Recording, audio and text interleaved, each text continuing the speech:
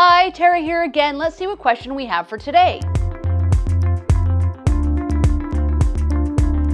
You can wash your hair in the shower 2 to 3 times a week without it affecting the integrity of the hair too much. You do want to ensure that you are using a good conditioner after, however. When you are deciding, since it's now cold outside and you can't go to the beach and you want to take a dip in the pool, what do?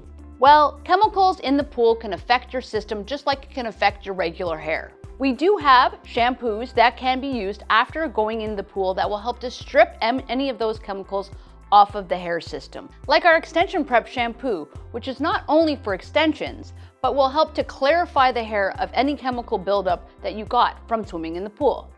Another option also is to wear a swimming cap. This will make sure your hair system stays in its utmost condition by staying away from any of those chemicals in the pool. If you have any other questions or concerns, link them down below and we will see you next time. Bye!